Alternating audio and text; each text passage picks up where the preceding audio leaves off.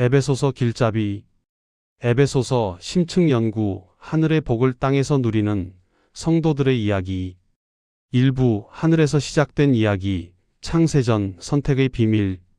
사랑하는 성도 여러분, 에베소서를 펼치면 우리는 놀라운 이야기와 만나게 됩니다. 이것은 단순히 2000년 전 편지가 아닙니다. 성령 하나님께서 사도 바울을 통해 우리에게 들려주시는 창세전부터 준비된 구원의 장엄한 드라마입니다.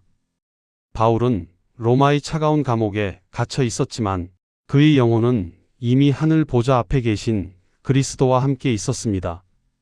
당시 에베소는 아데미 여신을 섬기는 거대한 신전이 있던 곳이었습니다.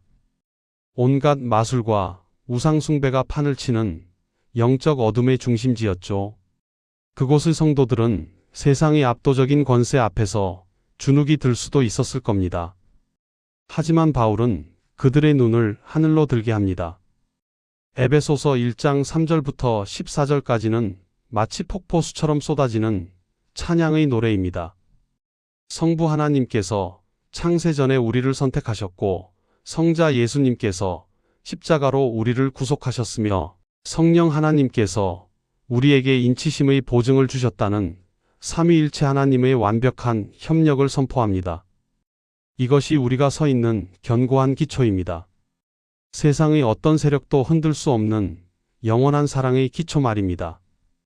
여러분, 우리가 믿는 복음은 우연히 생긴 것이 아닙니다. 하나님께서 영원 전부터 계획하시고 때가 되어 예수 그리스도를 통해 이루신 완벽한 구원입니다. 2부 그러므로라는 달이 신분이 삶을 만든다. 에베소서를 읽다 보면 흥미로운 구조를 발견하게 됩니다. 1장부터 3장까지는 하나님께서 우리를 위해 행하신 놀라운 일들을 설명합니다. 우리가 누구인지, 그리스도 안에서 무엇을 받았는지를 차근차근 알려주시죠. 그런데 4장에 오면 갑자기 분위기가 바뀝니다. 그러므로 이제는 이렇게 살아라는 실천적인 권면이 시작되는 겁니다. 이 전환점에 바울이 사용한 단어가 바로 그러므로입니다. 이것은 우리의 신분과 우리의 삶을 연결하는 거룩한 다리입니다. 개혁신학은 이 순서가 매우 중요하다고 강조합니다. 하나님께서는 먼저 우리가 누구인지를 말씀하신 후에 그 신분에 합당하게 살라고 권면하십니다. 생각해 보십시오. 우리는 본래 허물과 죄로 죽었던 사람들이었습니다. 그런데 긍휼이 풍성하신 하나님께서 우리를 그리스도와 함께 살리시고 놀랍게도 함께 하늘에 앉히셨습니다. 이것은 전적으로 은혜의 선물입니다.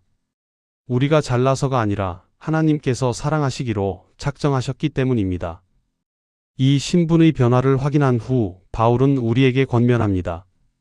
옛 사람의 습관인 거짓말, 분노, 도둑질을 벗어버리고 새 사람의 옷을 입으라는 것입니다. 하지만 이것은 무거운 짐이 아닙니다. 나를 하나님의 걸작품으로 만드신 그 사랑에 감격해서 기쁨으로 순종하는 것입니다. 우리가 거룩하게 살아야 하는 이유는 구원받기 위해서가 아니라 이미 하나님의 거룩한 자녀이기 때문입니다. 3부 하나님의 걸작품, 은혜와 선한 행위의 조화. 에베소서 2장 8절에서 10절은 우리가 외워야 할 가장 귀한 말씀 중 하나입니다. 너희는 그 은혜에 의하여 믿음으로 말미암아 구원을 받았으니 이것은 너희에게서 난 것이 아니요 하나님의 선물이라. 바울은 여기서 구원이 전적으로 하나님의 선물임을 분명히 못 박습니다. 그런데 10절을 보면 흥미로운 반전이 나옵니다. 우리는 그가 만드신 바라 그리스도 예수 안에서 선한 일을 위하여 지으심을 받은 자니 구원은 행위로 얻는 것이 아니지만 구원받은 사람은 반드시 선한 행위의 열매를 맺는다는 말씀입니다. 원어에서 만드신 바라는 단어가 포이에마인데 우리는 하나님의 시, 하나님의 예술 작품이라는 뜻입니다. 이 진리는 가정이라는 가장 구체적인 삶의 현장에서 증명됩니다. 5장에서 바울은 부부관계에 대해 가르치는데 이것은 당시로서는 혁명적인 말씀이었습니다. 그리스도를 경외함으로 피차 복종하라는 대전제 아래 남편은 아내를 그리스도께서 교회를 사랑하신 것처럼 사랑하고 아내는 교회가 그리스도께 하듯 남편에게 복종하라고 말합니다. 여기서 중요한 것은 이것이 단순한 도덕 규칙이 아니라는 점입니다. 바울은 이 관계를 큰 비밀이라고 부릅니다. 그리스도와 교회의 신비로운 연합이 부부 관계를 통해 이 땅에 보여지는 것입니다. 가정은 복음의 진리가 살아 숨쉬는 거룩한 성소인 것입니다. 사부 하나 된 교회, 만물을 통일하시는 그리스도. 에베소서가 우리에게 보여주는 가장 웅장한 그림은 1장 10절에 나옵니다. 하나님께서는 하늘에 있는 것이나 땅에 있는 것이 다 그리스도 안에서 통일되게 하려 하심이라는 거대한 계획을 가지고 계십니다. 죄로 인해 산산조각 난 세상이 그리스도의 십자가를 통해 다시 하나로 모이는 것입니다. 교회는 무엇입니까? 에베소서는 교회를 그리스도의 몸이라고 부릅니다. 그리스도께서 머리시고 우리는 그분의 몸을 이루는 지체들입니다. 더 놀라운 표현은 교회가 만물을 충만케 하시는 이의 충만이라는 말씀입니다. 우주를 채우시는 그리스도의 충만함이 교회를 통해 드러난다는 뜻입니다. 바울은 2장에서 유대인과 이방인 사이를 가로막던 중간의 담이 십자가로 허물어졌다고 선포합니다. 서로 원수처럼 지내던 두 민족이 그리스도 안에서 한 세 사람이 된 것입니다. 이것은 단순히 사이좋게 지내라는 도덕적 권면이 아닙니다. 하나님의 우주적 구원 계획이 교회를 통해 실현되고 있다는 증거입니다. 더 놀라운 사실은 이 교회를 통해 하늘에 있는 통치자들과 권세들에게 하나님의 각종 지혜를 알게 하려 하심이라는 말씀입니다. 천사들조차도 교회를 보면서 하나님의 지혜를 배운다는 것입니다. 우리는 이렇게 영광스러운 교회의 지체로 부름받았습니다. 5부 전신 갑주를 입은 용사, 이미 승리한 자의 싸움. 에베소서의 마지막 장면은 전쟁터입니다. 6장에서 바울은 우리에게 영적 전쟁에 대해 말합니다. 그리스도인의 삶이 편안한 휴양지가 아니라 치열한 전쟁터라는 것입니다. 하지만 이 전쟁은 우리가 생각하는 전쟁과 다릅니다.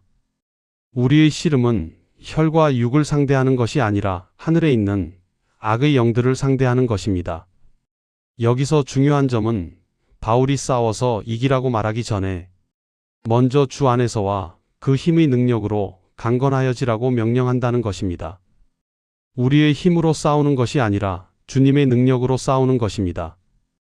그래서 바울은 하나님의 전신 갑주를 입으라고 권면합니다. 이 갑주는 무엇입니까? 진리의 허리띠, 의의 흉배, 평안의 복음의 신, 믿음의 방패, 구원의 투구, 그리고 성령의 검인 하나님의 말씀입니다. 흥미롭게도 공격 무기는 검 하나뿐이고 나머지는 모두 방어 장비입니다.